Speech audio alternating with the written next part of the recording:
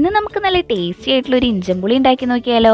നല്ല എരിവും പുളിയും മധുരവും എല്ലാം ഒപ്പത്തിനൊപ്പം നിൽക്കുന്ന നല്ലൊരു ഇഞ്ചമ്പുളി.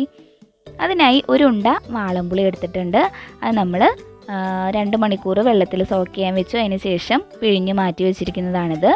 പിന്നെ ഇതിലേക്ക് വേണ്ട മെയിനായിട്ട് ഉള്ള ഇൻഗ്രീഡിയൻസ് ആണ് ഇഞ്ചി, ഒരു വലിയ കഷ്ണം ഇഞ്ചി കഴുകി വൃത്തിയാക്കി അരിഞ്ഞു വെച്ചിരിക്കുന്നതാണ്. പിന്നെ വറ്റൽമുളക്, ഒരു 4 വറ്റൽമുളക് എടുത്തിട്ടുണ്ട്.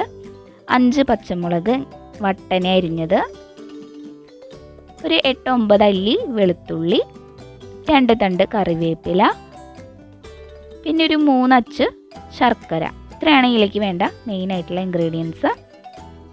നമ്മളൊരു മൺചട്ടി വെക്കുകയാണ്. മൺചട്ടിയിലാണ് നമ്മൾ സാധാരണ ഇഞ്ചമ്പുളിയൊക്കെ ഉണ്ടാക്കാനായിട്ട് ബെസ്റ്റ്.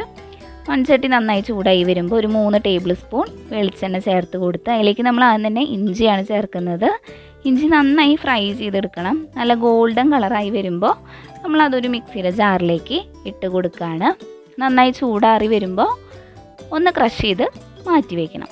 നമ്മൾ അതേ വെളിച്ചെണ്ണയിൽ തന്നെ ഒരു 1.5 ടേബിൾ സ്പൂൺ കടുക് ചേർത്ത് കൊടുക്കുകയാണ്.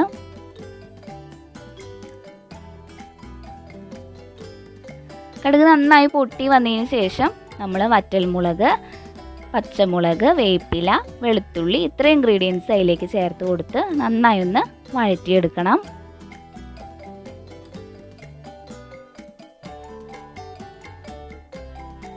നന്നായി വഴണ്ടി വന്നതിന് ശേഷം നമുക്ക് പൊടികൾ ആഡ് ചെയ്യാം. ഒരു 1/2 ടേബിൾ സ്പൂൺ മുളക് പൊടി, അതുപോലെ തന്നെ ഒരു 1/4 ടേബിൾ സ്പൂൺ മഞ്ഞൾപ്പൊടി. ഇത് രണ്ടും ചേർത്ത് നന്നായി ഒന്ന് മിക്സ് ചെയ്ത് കൊടുക്കുക. അത് നന്നായി ഒന്ന് മൂത്ത് വരുമ്പോൾ നമുക്ക് പുളി ചേർത്ത് കൊടുക്കാം. എന്നിട്ട് നന്നായി മിക്സ് ചെയ്യുക.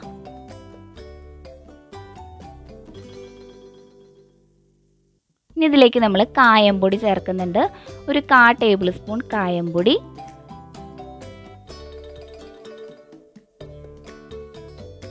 അതുപോലെ തന്നെ ഒരു 1/4 ടേബിൾ സ്പൂൺ ഉപ്പുപൊടി ചേർക്കുന്നുണ്ട്.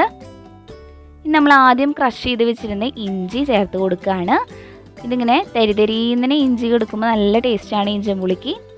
ഇനി നമ്മൾ ശർക്കര ചേർത്ത് കൊടുക്കുന്നുണ്ട്. ശർക്കര ജസ്റ്റ് ഒന്ന് ഇടിച്ച് പൊടിച്ച ശേഷമാണ് ഇതിലേക്ക് ഇട്ട് കൊടുക്കുന്നത്. നമ്മൾ തീ കുറച്ച് വെച്ച് ഒരു 10 മിനിറ്റ് ഇതൊന്ന് കുറുക്കിയെടുക്കണം. നല്ല പോലെ ഒന്ന് കുറുകി വരണം.